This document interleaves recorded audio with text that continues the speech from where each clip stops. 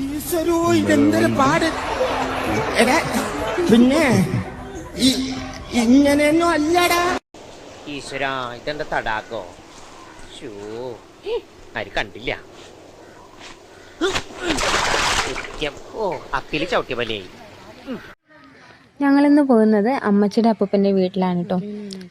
തോട് കടന്ന് വയൽ താണ്ടിയൊക്കെയാണ് അമ്മച്ചിയുടെ അപ്പൂപ്പൻ്റെ വീട്ടിൽ പോകേണ്ടത്. ഒരു കുന്നിൻ്റെ മണ്ടയിലാണ് അപ്പൂപ്പൻ്റെ അമ്മൂമ്മയുടെയും വീട്.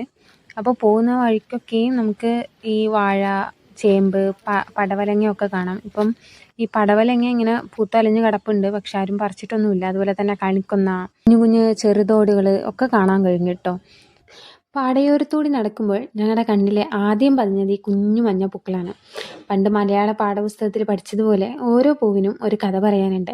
മണ്ണിൻ്റെ, മഴയുടെ, സൂര്യൻ്റെ, കർഷകൻ്റെ അധ്വാനത്തിൻ്റെ കഥ. ഞങ്ങൾ നിൽക്കുന്നതിലും കുറച്ച് താഴ്ചയിലാണ് കേട്ടോ പാടം. നമ്മൾ ഈ കടന്നു പോകുന്ന വഴിയിലായിട്ട് ഒരു കുഴിയുണ്ട് കേട്ടോ, ഒരു ചെറിയ കുഴിയായിട്ട്. അപ്പോൾ അവിടെ ഒരു തെങ്ങിൻ്റെ മൂടൊക്കെ എടുത്തിട്ടിട്ടുണ്ട്, അല്ലെങ്കിൽ നമ്മൾ വീണ് നമ്മളെ പെയിൻ്റൊക്കെ പോകും. അടുത്ത ക്ലിപ്പ് ഞാൻ എഡിറ്റ് ചെയ്തിട്ടില്ല കേട്ടോ. അതിൽ നിങ്ങൾക്ക് മനോഹരമായൊരു പാട്ട് കേൾക്കാം. പാടം പൂത്തുലഞ്ഞു.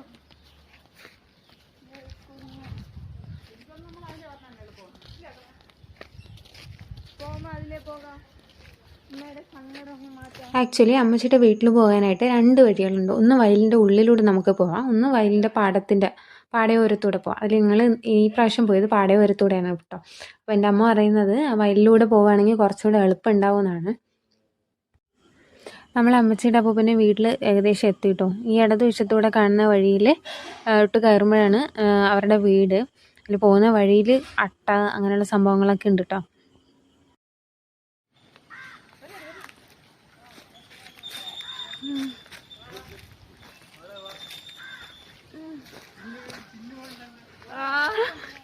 അപ്പൂപ്പനെ കിട്ടി. നിങ്ങൾ ഈ കണ്ടതാണ് നമ്മുടെ അപ്പൂപ്പനും നമ്മുടെ അമ്മൂമ്മയും. ഞങ്ങൾ കുഞ്ഞിലെ മുതലേ ഈ അപ്പൂപ്പനെയും അമ്മൂമ്മയും പറയുന്ന അക്കരയിൽ അപ്പൂപ്പനും അമ്മൂമ്മയും എന്നാണ് കേട്ടോ. അപ്പോൾ ഇതൊക്കെയാണ് ഇന്നത്തെ വിശേഷങ്ങൾ. Thank you.